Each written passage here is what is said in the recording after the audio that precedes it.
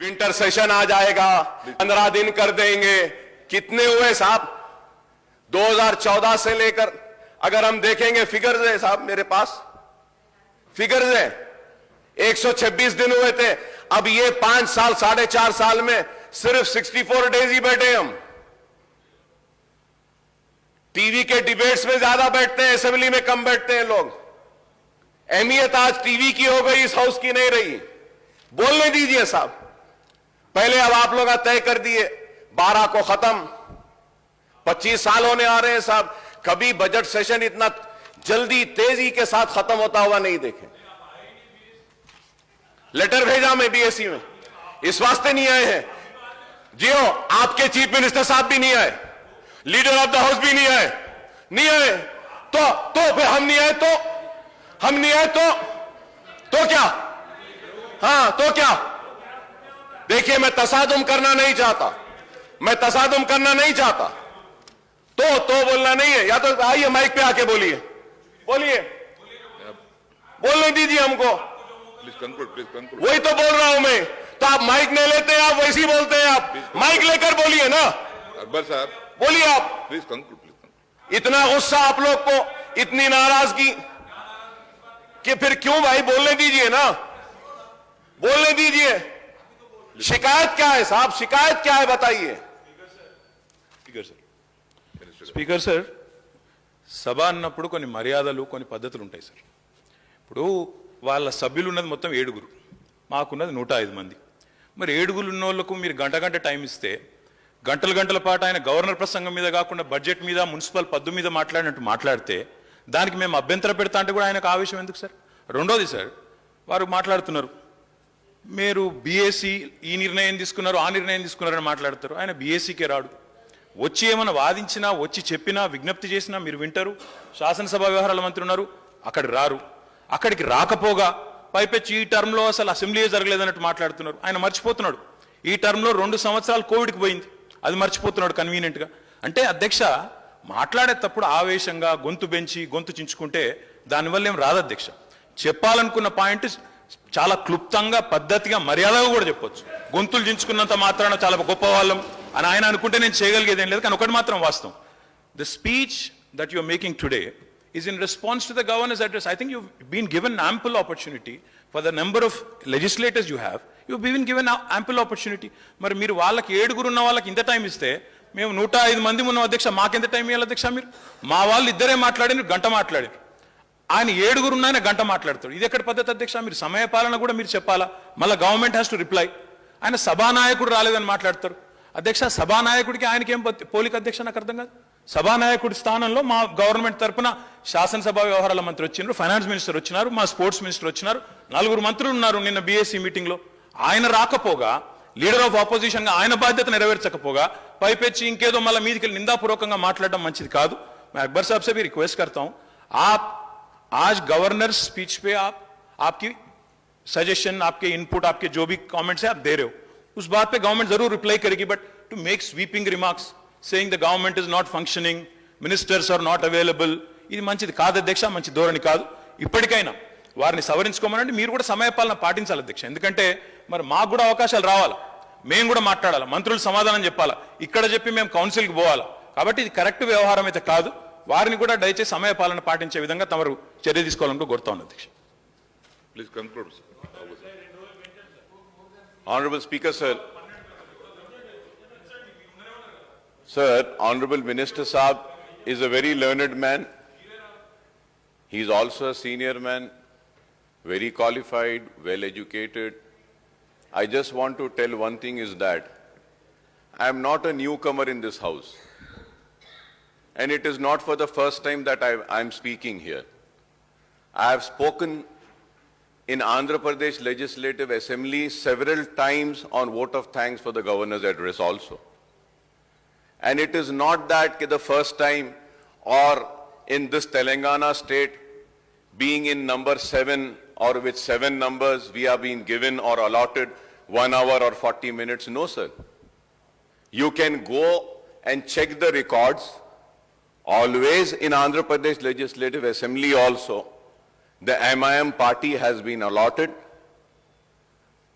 good number of times and opportunity and longer time to speak. It is not the first time. आप 107 हैं, जरूर आप लीजिए, 2 दिन बात करिए, एतराज नहीं है इस बात पर। एतराज इस बात पे है कि टॉलरेंस लेवल किसका कितना है। आपका टॉलरेंस लेवल ही कम होते जा रहा है, टॉलरेट ही नहीं करना चाह रहे।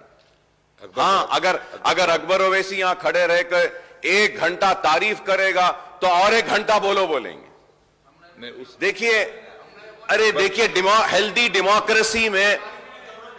डेमोक्रेसी में एक दूसरे को सुनने की ताकत भी होनी चाहिए। अकबर साहब, तनकीद को भी सुनना चाहिए, जब भी डेमोक्रेसी मजबूत होती है। नहीं, अकबर साहब, There was a time when I used to speak. Roshaya Saab was a finance minister. I used to criticize the government. He used to get up from his chair and come and tell me, Mr. Owaisi, you have spoken well. Very good young man, he used to say. I have seen so many chief ministers. Please conclude. और मैं यहाँ खड़े रह के बोल, आपने कहा कि अकबर साहब बीएससी में नहीं आए। सर, ऑनरेबल स्पीकर सर, मैं नहीं, I am not yielding, sir. Let me complete, sir. Let me complete. I am not yielding, sir. Let me complete. Let me complete, sir. Then I'll give you an opportunity. Sir, Akbar గారు ఇప్పటికైనా కానీ governor ప్రసంగం మీద మాట్లాడమని సూచించండి sir. ఇంకా వాళ్ళతో మాట్లాడుతూ పోతే మేము కూడా ఆయన చూసినాం సార్. మేము ఆయన వారు సభ్యులుగా ఉన్నప్పుడు రోషే గురించి మాట్లాడుతున్నాం, వాళ్ళ గురించి మాట్లాడుతున్నారు. వారు చాలా బాగా మాట్లాడేది. ఈ మధ్యలో వారికి కూడా కోపం ఎక్కువ వస్తున్నారు అధ్యక్ష. అప్పుడు చాలా బాగా మాట్లాడేది. ఎందుకో వారికే కోపం ఎక్కువ వస్తుంది, మాకు రావట్లేదు కోపం. आपको गुस्सा ज्यादा हो रहे, हम नहीं हो रहे। आपको टॉलरेंस कम हो रहे, हमको नहीं हुआ। जिसपे ऊपर आप गुस्सा आना है उस पे ऊपर आइए। आप हमारे ऊपर गुस्सा है तो क्या आता। దయచేసి అధ్యక్ష గవర్నర్ ప్రసంగం మీద మాట కంక్లూడ్ చేయమని రిక్వెస్ట్ చేస్తున్నాం వాళ్ళకి। साहब, आप सीनियर आदमी हैं। साहब, आप जब बोलते हैं तो मैं जवाब नहीं देना साहब। नहीं, बार आप बोलना जरूरत नहीं पड़ता। सर देखिए साहब, अब अगर मिनिस्टर साहब उठ के बोलेंगे मैं जवाब नहीं देना। नहीं साहब, आप सीनियर मोस्ट आदमी हैं। आप जो भी बोले आप तारीफ करें। अकबर साहब, तो मुझे भी आपकी तारीफ करने दीजिए पलट के। अकबर साहब, एक भी आप पे करने का नहीं। आप अच्छा बात कर रहे हैं।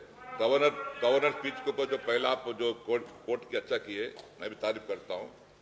फिर भी आप सीनियर मेंबर है, आप पूरा जानते हैं। Please kindly cooperate. नहीं सर, मैं एक ही बात बोलना चाह रहा हूं। मिनिस्टर साहब ने कहा कि अकबर साहब आप बीएससी में नहीं आए। सर, मैं नहीं आया हूंगा, क्या मेरा रिप्रेजेंटेशन आप तक गया नहीं गया? कितने दिन असेंबली करना हम बोले या नहीं बोले लेटर में? कौन से इश्यूज को टेकअप करना बोले या नहीं बोले? शायद मिनिस्टर साहब को नहीं मालूम, उनको भी कॉपी भेज देता हूं। आप बोलिए साहब, हम क्या बराबर वहां पे अपना रिप्रेजेंटेशन दिए या नहीं दिए सर? दिए सर या नहीं दिए सर?